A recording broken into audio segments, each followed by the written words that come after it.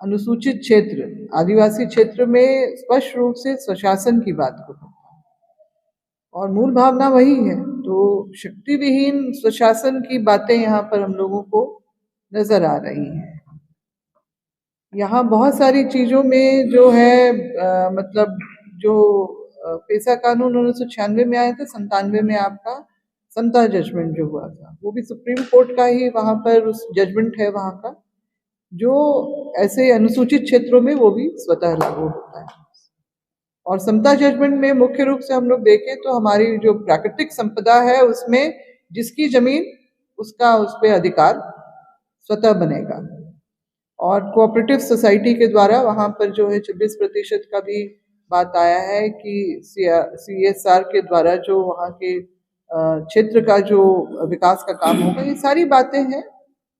तो दोनों ही चीज को लागू करने के लिए यहाँ झारखंड में पेशा कानून को के लिए काफी दबाव था। समता जजमेंट के लिए भी गाहे बगाहे बातें उठती रही, क्योंकि वो हमारे अपने झारखंड के जो हमारे प्राकृतिक संपदा से सीधा जुड़ता है और ये भी हमारे अपने राज्य के लिए उतना ही महत्वपूर्ण है। मगर यहाँ पर उन दोनों बातों को गौण कर दिया गया है, क्योंकि हम लोग देख रहे हैं जिस तरह से जो हमारे मेजर मिनरल्स को का कहीं भी उल्लेख नहीं किया गया है। मतलब लघु वन उपज जो है उसका तो स्वतः कर दिया गया है। बालू घाट का भी जो है उसमें किस तरह से सहकारी समिति के द्वारा उसका जो किया जाएगा, संचालन किया जाएगा, वो भी स्पष्ट रूप से नजर नहीं आता है। और हमारे विभिन्न क्षेत्रों में जो बहुत सारे ऐसे मेजर मिनरल्स हैं, जो खनिज संपदा है, उसका बिल्कुल भी उल्लेख नहीं करके उसको स्पष्ट रूप से नियंत्रण सरकार ने अपने पास रखा है। तो फिर यहाँ पर तो जो ग्राम सभा की जो सहमति होनी चाहिए, मतलब उसको सूचित करके सहमति लेने का, उसको पूरी तरह से गौण कर दिया गया है। और भूअर्जन जैसे जो अभी हमारे बोल रहे थे लक्ष्मी नारायण जी कि भूअर्जन वाला जो मामला है बहुत बड़ा मामला है। ये देश में 1894 से लेके जो आप देखिएगा जो 2013 में भी जो भूअर्जन का जो अधिनियम बना, उसमें भी स्पष्ट रूप से जिस तरह से 70% की बात आती है, यहाँ पर 33% का जो कोरम बना के उसमें प्रभावित परिवारों को की सहमति लेनी है नहीं लेनी है, ये भी जो उसके का भी कहीं उल्लेख नहीं है। मतलब गैर जरूरी बातों को यहाँ का उसका स्पष्टीकरण किया गया है, मगर जो मुख्य बातें हैं, और इसमें हम लोग स्पष्ट रूप से हर पायदान में जो प्रशासकीय हस्तक्षेप की बात हम लोगों को स्पष्ट रूप से दिखाई दे रही है। तो प्रशासन की बात कहाँ रह जाती है। बहुत सारी चीजें हैं। चर्चा में एक बात आई, TSC की भी बात आई कि TSC का भी जो सहमति ली गई क्या, क्योंकि 294(1) में आपका जो TSC का जो महत्ता जो ऐसे 5वीं अनुसूची दर्जा प्राप्त राज्यों में जो बनती है, वो भी इतने वर्षों में तो कभी भी TSC मतलब एक दमदार फोरम प्लेटफॉर्म नहीं बन पाया। और मतलब 2.5 दशक के दौरान में भी, और अभी तो बिल्कुल ही इसको दरकिनारा करते हुए ये सारी चीजों को सामने लाया गया है। बहुत ही चिंतनीय और गंभीर बातें हैं हमारे अपने राज्य के लिए, और एक तरह से चले जाने की बात आ रही है। तो हम लोग इसका विरोध करते हैं और सरकार से हम लोग इसका कहेंगे कि पुनर्विचार करके इसको उन सभी आपत्तियों को, हमने तो उस समय जब 24 को प्रेस कॉन्फ्रेंस रखा था, तो मंतव्य और आपत्तियों को मद्देनजर रखते हुए जो है उसको मतलब एक तो इनवाइट करना चाहिए था, और साथ ही साथ पब्लिक डोमेन में भी नहीं डाला गया, सीधा 2 जनवरी को जिस तरह से लागू किया गया है। तो ये सारी बातें जो हैं सरकार अपनी मनमर्जी करना चाह रही है, ये स्पष्ट रूप से दिख रहा है। तो हमारा जो है सरकार से मांग तो है ही, और हम लोग भी अपने तरफ से जो है जो भी अभी ऐसा जिस तरह से यहाँ पर लागू किया गया है उसको बिंदुवार जो है उस सभी उन खामियों को दिखाते हुए हम लोग ज्ञापन जो है सौंपेंगे राज्यपाल को, साथ ही साथ हम लोग मुख्यमंत्री को भी सौंपने का काम करेंगे, ताकि जो गड़बड़ियां या गलतियां रह गई हैं उसको पूर्ण रूपेण इसको लागू करने से पहले वक्त लेते हुए इसको फिर से इस पे पुनर्विचार किया जाए। साथियों, पेशा कानून के संदर्भ में जो हमारे साथी लोग कह रहा है वो सही बात, उसी लाइन को हम लोग आगे बढ़ा रहे हैं। एक तो रूढ़ी जैन को हटा दिया गया है, दूसरी बात है जमीन के मसले पर आज जितने भी आंदोलन हो रहे हैं, आदिवासियों की जमीन छीनी जा रही है और आदिवासी की जमीन के मसले पर हत्याएं भी हो रही है। तो जमीन का मसला पहले जैसे टीसी उपायुक्त जो कस्टोडियन हुआ करते थे अभी भी हैं, जबकि पहले कुछ चीज़ों को लिखा हुआ था कि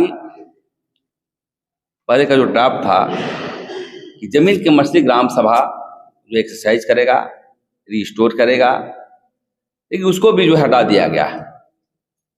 दूसरी बात हम सरकार से मांग करना चाहते हैं और हम अपने साथियों लोग भी कहना चाहते हैं, जैसे चतरा में 45% आदिवासी हो गए, उसको पेशा कानून से वंचित कर दिया गया है। और हम पेशा कानून के साथ साथ मैं सरकार से भी मांग करना चाहता हूं, जहां पर 20,000 भी यदि आदिवासी हों तो उसको भी 5वीं अनुसूची में लागू कर लाना चाहिए, क्योंकि चतरा की बातें आ रही है, बहुत आंदोलन भी कर रहे हैं वो लोग और वहां पे बैठक भी कर रहे हैं। तो पेशा कानून तभी लागू होगा जब 5वीं अनुसूची में लाया जाएगा और चतरा जिला को भी 5वीं अनुसूची में लाया जाए। और अन्य जगह जितने आदिवासी कम संख्या में भी हैं, ऐसा प्रोविजन है, ऐसा नहीं, सो बात नहीं है। लेकिन पेशा कानून के संदर्भ में जो आज बातें आ रही है, हमारे संगठन के लोग असंतुष्ट हैं, इसलिए कि 244M और भाग 9 के तहत जो संवैधानिक प्रक्रिया से होना चाहिए, उसके आधार पर नियमावली बनना चाहिए, वो नहीं बना है। और हम लोग इसलिए इसका विरोध करते हैं और ये लड़ाई गांव तक ले जाएंगे। और हम लोग की कमेटी भी बना है, इससे वार्ता करने के पहले हम लोगों ने तय किया है कि जिला वाइज दौरा होगा और विभिन्न बुद्धिजीवी और सामाजिक ऑर्गेनाइजेशन और जनता से मिलेंगे और आने वाले समय में व्यापक आंदोलन की रूपरेखा तय करें, ताकि पेशा कानून के माध्यम से जो सोच था बुरिया कमेटी का, हमारे राजीव गांधी जी का, जो मैं 100 रुपया भेजता हूँ 10 रुपये ही पहुँचता है, लेकिन वो जो कानून बनाए थे, जो संविधान के तहत बनाने की बात आई थी, वो नहीं बनाया गया। फिर वैसे ही होगा, कंट्रोल गवर्नमेंट, यहाँ के सीएम चाहेगा वही होगा। और कहीं ना कहीं सरकार हम आदिवासियों को छला गया है कानून के माध्यम से, संविधान के माध्यम से, इसलिए इसका पुरजोर विरोध हम लोग करेंगे और आने वाला समय व्यापक आंदोलन की ओर हम लोग बढ़ेंगे। आदिवासी जनता के साथ छल किया गया, जो नियमावली झारखंड सरकार ने अधिसूचित किया, निश्चित तौर पर वर्तमान सरकार नियमावली बना करके जो प्रस्तुत की है, वो कहीं ना कहीं आदिवासियों को अपने अधिकार से वंचित करने का सोच के तहत सरकार ने यह काम किया है। और दूसरी तरफ भाजपा जैसा विपक्षी दल जो लंबे समय तक पिछले 25 साल में राज्य में नेतृत्व किया उन्होंने सरकार का, वो इस पेशा नियमावली को विवादित बना करके ठंडे बस्ते में डालने का सोच लेकर आगे बढ़ रही है। दोनों ही सरकार आदिवासियों के भावना के साथ खिलवाड़ कर रही है और हम लोग बढ़िया से जान रहे हैं, समझ रहे हैं सरकार का सोच और विपक्षी दल का सोच। अब हम लोग जो सामाजिक संगठन के लोग, विभिन्न क्षेत्र में विभिन्न सवालों को लेकर संघर्ष करने वाले लोग, अब मन बना लिए हैं कि हम लोग जल्द से जल्द एक आंदोलन का रूपरेखा तैयार करके हम लोग मैदान में उतरेंगे। जिला जिला में लोगों को हम लोग मोटिवेट करेंगे। जहां तक इस सच्चाई को, जो वास्तविकता इस नियमावली के माध्यम से सरकार प्रस्तुत की है, उसको हम लोग लोगों को बताएंगे, क्योंकि इतना बड़ा धोखा अब वह सरकार के नाम से जाने जाने वाली सरकार ने किया है। बताइए कि इसमें JPRA 1 का धारा 131(1) के तहत इन्होंने अधिसूचित किया है इस नियमावली को, और JPRA 1 का धारा 10 का 9 कहता है कि राज्य सरकार साधारण या विशेष बैठक बुला करके ग्राम सभा के अधिकार को बढ़ा भी सकती है और वापस भी ले सकती है। तो बताइए कितना बड़ा हमारे भावना के साथ खिलवाड़ करने का काम कर रही है सरकार। जब चाहेगी सरकार बढ़ा भी देगी और जब चाहे सरकार घटा भी देगी या वापस भी ले सकेगी। बताइए, तो कहीं ना कहीं हमारे आंखों में धूल झोंक करके वोट की राजनीति के लिए ये सब लोग प्रयास कर रहा है, और कुछ नहीं है। इनको नंगा करने का काम हम लोग करेंगे। गांव-गांव जा करके लोगों को हम लोग सारी सच्चाई बताने का बात करेंगे, काम करेंगे, और एक धक्का ऐसा हम लोग लगाएंगे सरकार को कि आने वाले समय में सरकार का हम लोग पसीना छुड़ा दें।